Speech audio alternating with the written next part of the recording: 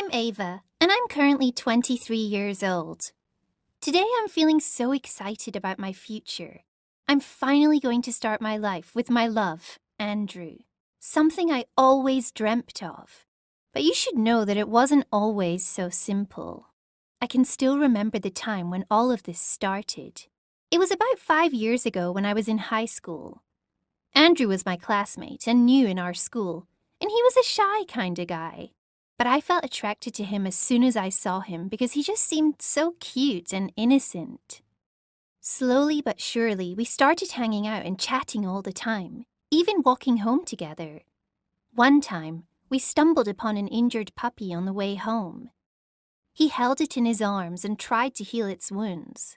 In that moment, I realized how amazing he was. He had a heart of gold, and I found this so attractive. We had a 2-day school camping trip one weekend, and that first day we had so much fun. However, at night, things turned strange. I decided to take a walk around the campsite to enjoy the view. Out of nowhere, I was attacked.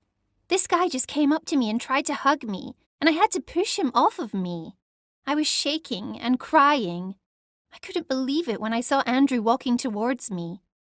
He'd seen what happened, and he sorted the idiot guy out and told him to never come near me again. Then he held my hand and walked me back to the campsite. I realized how much Andrew cared for me then, and I wished that he'd never let go of my hand. Suddenly, he said, "I got worried when I couldn't find you. I like you a lot, Ava. I think I love you." That whole night, I felt like I was floating on cloud 9. The next day I told him I loved him too. As time went on, our relationship got quite serious, and I assumed we'd spend our whole life together. But one day he came to me and said, "I really love you, Ava, but I can't do this right now.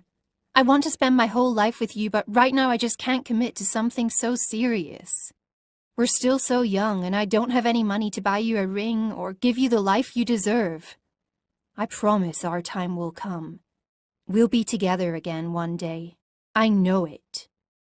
Then, he just kissed my forehead and left me.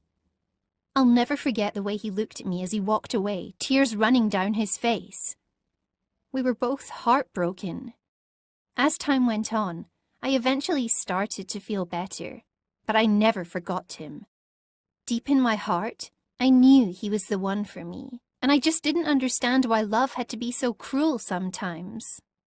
The next few years were really tough. My friends kept introducing me to guys, but I just wasn't interested. I missed Andrew so much. After a few years, I met Johnson and finally gave in. He was a family friend. He was a nice enough guy and we had a lot in common. We slowly started hanging out more, and eventually he asked me to be his girlfriend. I chose to listen to my head instead of my heart, and for some reason, I said yes, even though I missed Andrew. Johnson and I had been dating for a few months when one day something insane happened. Andrew came back into my life. He just turned up at my house. My heart almost stopped when I saw him. He reached out for my hands and said, "See? I told you we'd be together again one day." My jaw almost dropped, and I just started crying without even realizing. He then told me how he'd been working hard so that we could have a good life together, and that he'd been saving for that ring he'd promised me all those years ago. I hugged him and asked him to come inside, but then I had to sit him down and tell him about Johnson.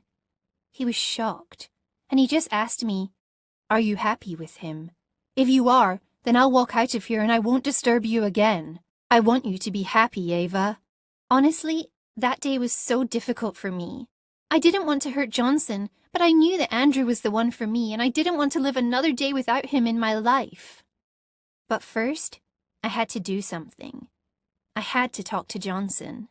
The next day I met up with him and told him about Andrew. He was devastated, and I felt so horrible for how much I was hurting him.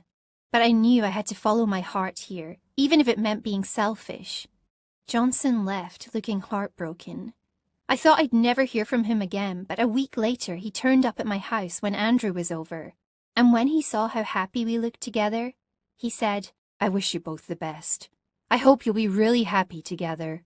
I had tears in my eyes as he said this, and couldn't believe what a good